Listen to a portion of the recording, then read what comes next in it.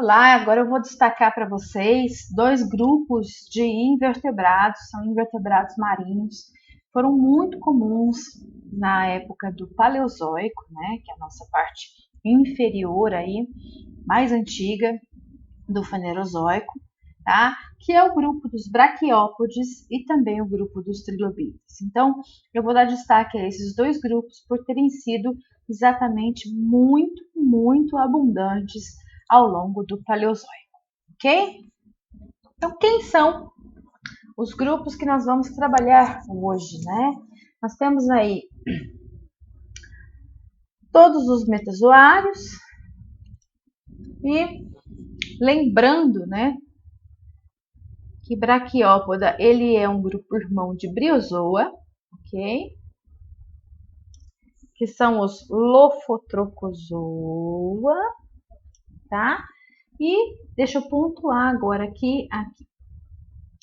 Trilobita está dentro de Artrópoda, que é Equidizozoa, ok?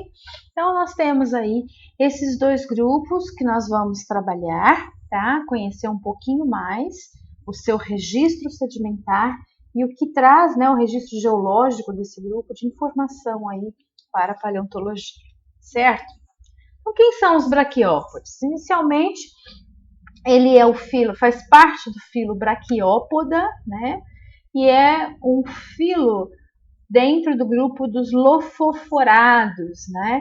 É lofoforado exatamente, leva esse nome exatamente por apresentar a estrutura do lofóforo. Vejam que nessa imagem maior nós temos aí a parte da anatomia interna de um braquiópode vivente. Então, uma das conchas foi retirada, né, para poder visualizar a parte interna desse organismo. Notem o destaque para o lofóforo, que é exatamente esses filamentos tentaculados, ciliados, que estão enrolados, né, presentes aqui na válvula braquial ou na concha braquial. Então, esta porção aqui, né, são todos os filamentos, vocês podem observar dos dois lados, tá? Esses filamentos, tudo enroladinho aí, que é exatamente o lofóforo, tá? A função, obviamente, é promover a circulação da água para o interior da concha e distribuindo oxigênio e nutrientes e retirando os excrementos e o CO2. Em termos gerais, né, o grupo surgiu no Cambriano, também é lá da época da explosão cambriana da vida. Então, nós temos aí os primeiros braquiópodes aparecendo já nas faunas que representam este evento de explosão cambriana da vida. E existem braquiópodes viventes até os dias atuais. Porém, notem que dentre todas as espécies conhecidas, e elas representam 30.000 espécies, apenas 300 estão ainda nos mares atuais. Ou seja, este é um grupo que foi predominante nos mares do Paleozoico. Tá? Então, ele é um grupo que tem mais registro fóssil do que formas viventes atualmente. Em termos de morfologia geral, nós temos aqui uma concha, um braquiópode em corte, né, longitudinal, com a margem anterior e a margem posterior, o lofóforo lá no interior da concha e o pedículo. Vou dar um destaque apenas aqui para o pedículo, que é uma estrutura muscular que muitas vezes promove a fixação desse organismo no substrato, né? E a região anterior, aqui a porção da abertura da concha, né? E a válvula dorsal sempre menor do que a válvula ventral, mas todas as outras características desse animal vocês podem encontrar nos livros de zoologia, né? Nós temos aí bastante informação, tá? Estou dando apenas esses destaques para que a gente possa compreender um pouquinho das questões aí do seu registro sedimentar. Nos braquiópodes, a musculatura, quando está ativa, ou seja, quando o animal está vivo, a musculatura ela funciona, digamos assim, ela age para manter a concha aberta, tá? Então, nós temos aqui braquiópodes vivos, próximos aí a costão. Você tem uma concha, né? Uma outra concha do mesmo animal. Só lembrando, braquiópodes são animais que possuem duas conchas e por isso eles também são conhecidos como bivalve, porque tem duas conchas, mas eles não têm nada a ver com os moluscos bivalve, tá? Então, eles também são organismos bivalvídeos, porque tem duas valvas, duas conchas. Mas neste caso, a musculatura trabalha para manter a concha aberta. Por que tem que manter a concha aberta? Para que a água possa entrar lá no interior da concha e aí, através da ação do lofóforo, leva, né, a água com o alimento e retira os excrementos, tá? Quando essa musculatura para de funcionar, ou seja, com a morte do animal, a concha acaba aqui. A musculatura relaxa e a concha morre. Ou a concha morre, a musculatura relaxa, o animal morre, e aí nós vamos encontrar conchas sempre fechadas. Então, no registro fóssil, são fósseis de braquiópodes. Notem que nós temos aí uma série de duas valvas, né? Elas estão articuladas e fechadas, e essa é a maior tendência de encontrar nos fósseis. Com relação à paleoecologia, os braquiópodes são todos invertebrados filtradores, né? Claro, especificamente por conta do seu órgão lofóforo, né? Eles são bentônicos e sésseis, né? Bentônicos são aqueles que vivem junto ao substrato, tá? Da interface água-sedimento. E sésseis, porque eles não apresentam capacidade de se locomover, eles ficam fixos ou imóveis junto ao substrato. Nós temos um grupo de braquiópodes chamados de escavadores, que é o único representante da infauna, ou seja, vive dentro, no interior do substrato. Todos os demais braquiópodes, além desse grupo aqui, são da epifauna, ou seja, vivem junto do substrato, mas não vivem enterrados no substrato. Tá? Então, essa é uma língula, é um exemplo de braquiópode cuja concha é formada de quitina e fosfato, né? Então ela é mais molinha, e surgiu no Cambriano e está presente até os dias atuais. O restante são todos representantes da epifauna e existem grupos que são fixos pelo pedículo, que é aquela musculatura que eu mostrei para vocês no corte longitudinal, né? Que pode, e aquela musculatura que está aqui nessa imagem do meio, né? Ela vai passar por um orifício que chama forame, né? Na concha pedial, na concha ventral, e aí deixa a marca aqui, né, da morfologia desse forame. Então, quanto maior o forame, mais robusto, mais forte era o pedículo. O pedículo raramente vai ficar preservado, ou seja, não fica preservado porque é proteico, né? A tendência de preservação é sempre das partes duras. Então, a concha fica preservada com o seu forame, mas o pedículo não fica.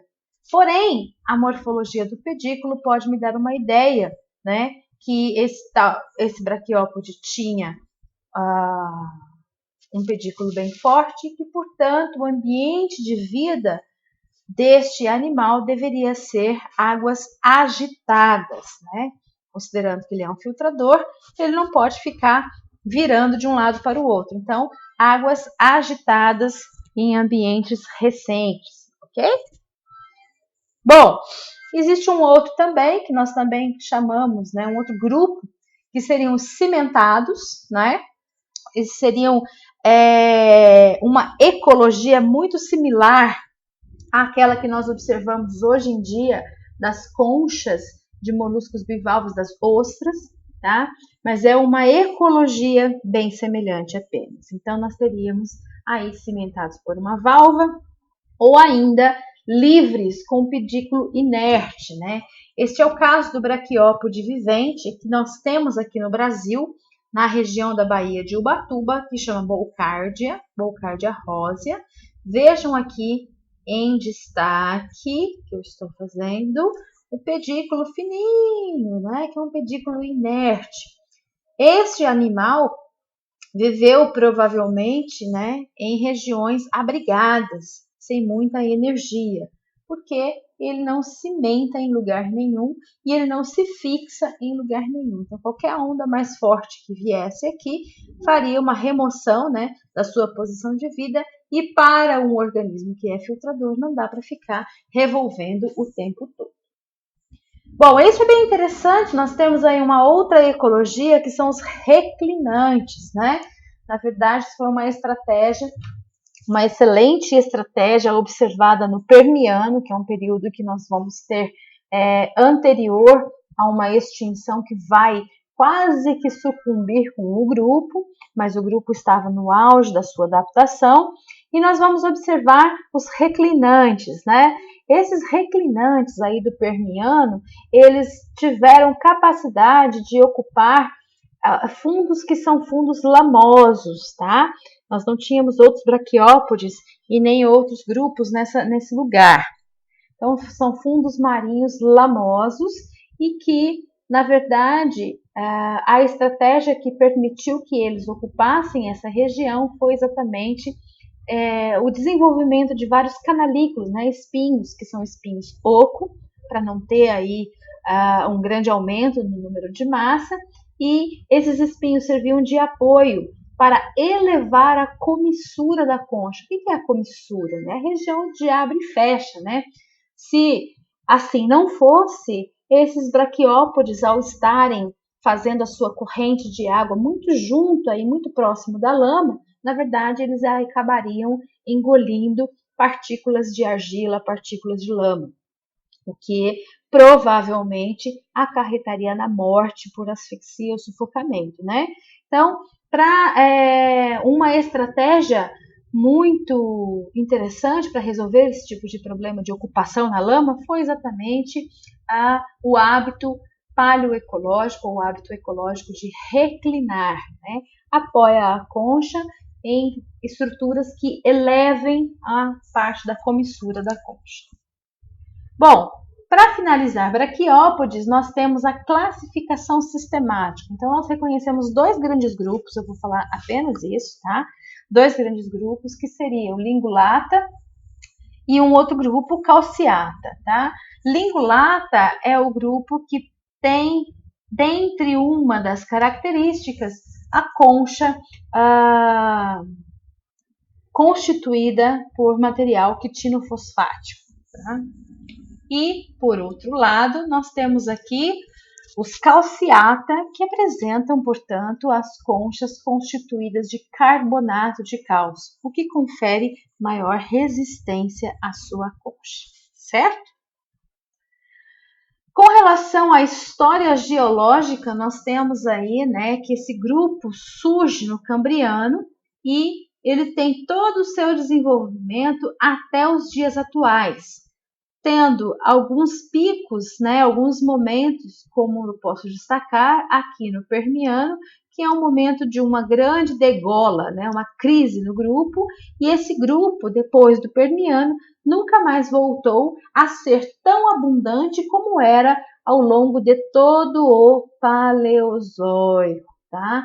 Independente de quem surgiu ou de observarmos pequenas crises dentro do Paleozoico, a extensão lateral da barra me mostra a diversidade e a abundância do grupo.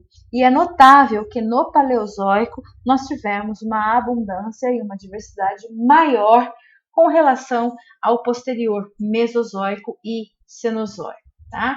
Existem braquiópodes nos dias atuais, porém eles nunca mais voltaram a ser tão diversificados e tão abundantes nos oceanos do Mesozoico e Cenozoico, ok? Então, braquiópodes são tipicamente um grupo do Paleozoico.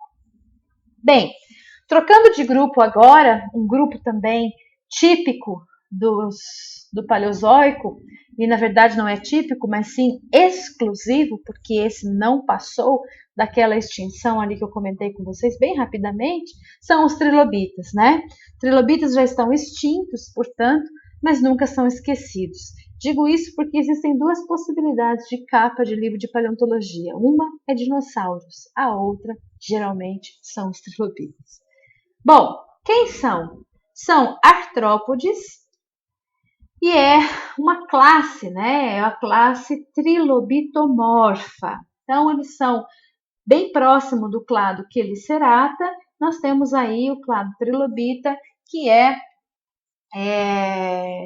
quando nós temos aqui um destaque para o pigídeo, tá? Nós não temos telson, nós temos apenas o pigídeo, que vai ser a parte posterior do nosso artrópoda. Então, em termos gerais, ele também surgiu no Cambriano, porém se extinguiu no Permiano. Então, é o grupo mais diversificado do Paleozoico, tá?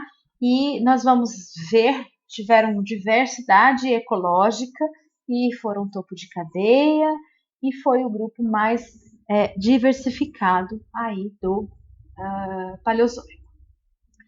O grupo ele é conhecido por ser um animal trilobado, então eu tenho aqui o lobo axial, que é o lobo central, e depois, né, o pleural esquerdo e o pleural direito, mas também eu posso reconhecer as três partes como o céfalo, o tórax e o pigídeo, tá? Nós temos, né, elevação ocular, insuporção dorsal, olhos que são compostos, e temos uma córnea calcítica e a estrutura do pigídeo. Se a gente for olhar essa imagem, nós temos aí o reconhecimento, né, de um trilobita à esquerda aqui, um trilobita completo, e se a gente for olhar aqui à direita, um trilobita com o céfalo todo quebrado. O que será que está acontecendo aqui, né? Só o céfalo deu uma rupturazinha aqui, ó, e aí, né, tá meio esmagado. Vejam que saiu essa parte do meio aqui, e o céfalo deu uma ruptura bem na altura entre o céfalo e o tórax, e nós tivemos aí uma ruptura. Será que é uma quebra simples? Não, na verdade o que nós estamos observando é a quebra de uma parte aí, a soltura, né, de uma parte do céfalo, o rompimento aí e a abertura, porque esses animais, lembrando, assim como todos os artrópodes, eles são equidizozoa, né, eles crescem por mudas. Então isso daqui é uma exúvia, tá? É a carapaça deixada, né, após a troca da muda, né, do crescimento do trilobita. Então, outras curiosidades em termos de morfologia também, né? Nós temos olhos compostos, inicialmente cada lente cobrindo um pequeno campo visual, e é um dos exemplos de visão eficiente, né, semelhante aos crustáceos e aos insetos, tá? Vejam, neste trilobita, aqui temos até uma elevação, e aqui são os olhos, ó, com a visão lateral. Esse outro também nós temos, né, uma característica muito interessante de vista lateral, né, aqui dos olhos. Vejam os olhos compostos, né? E toda esta anatomia e essa morfologia me dá a ideia de que este cara devia ter uma visão bastante eficiente e fazer muito uso de sua visão, tá? Então, em termos paleoecológicos, todas as formas foram marinhas, geralmente ocupando as águas rasas, inclusive com regiões de recife. O fato de ter esse animal um corpo dorsal com boca ventral e olhos dorsais me dá a ideia de que provavelmente foram formas bentônicas vagens. Por que provavelmente? Porque nós não temos nenhum vivente atual, né? Mas nós podemos fazer princípios de analogia, princípios de estudos de sistemática filogenética e fazer esse tipo de inferência, tá? Bentônico, lembrando, é aquele que vive junto ao fundo, e vágeis, ao contrário de sésseis, vágeis são aqueles que possuem atividade de locomoção. Então, nós temos aí, vejam, né? O céfalo, deixa eu dar um destaque aqui para melhorar a visualização. O céfalo, o tórax todo curvadinho e o finalzinho desse tórax é o pigídeo. Acompanhe a sequência e a gente vai ver que num determinado momento, espécime, o céfalo encosta no pigídeo. Ou seja, trilobitas sofriam o comportamento, ou apresentavam o comportamento de enrolamento, tá? Eles poderiam se enrolar, uma vez que o ventre é a parte mais vulnerável, né? O dorso está todo protegido pela sua carapaça quitinosa, calcítica, fosfática, mas o ventre teriam aí os apêndices locomotores, respiratórios e, portanto, a parte mais frágil do seu organismo, certo? Um exemplar completamente enrolado. O comportamento de enrolamento é atribuído à questão de estresse ambiental, à moda do que acontece hoje com tatu-bola, né? O tatuzinho de jardim, na verdade. Então, provavelmente a defesa de predadores ou estresse ambiental com graus de anoxia, por exemplo. Tá? Nós conhecemos trilobitas que foram interpretados como predadores quando tínhamos o hipóstoma, que é a parte livre, né, na parte do ventre, muito desenvolvido, ou uma câmara digestiva também muito desenvolvida, que é onde ficava a região do estômago. Então, o trato gastrointestinal, na verdade, né? Então, quando nós temos a câmara digestiva muito desenvolvida, a gente interpreta que foram predadores. Mas não só predador, né? Também temos necrófago, escavador, tá? Se for ver, detritívoros, que são aqueles que se alimentam da matéria orgânica que está nos detritos, ou seja, nos sedimentos do fundo do oceano, planctóforo, os pelágicos que também se alimentavam do plâncton, algum plâncton que tinha por lá, né? Então se equilibravam aí pelos seus espinhos longos e o corpo alongado.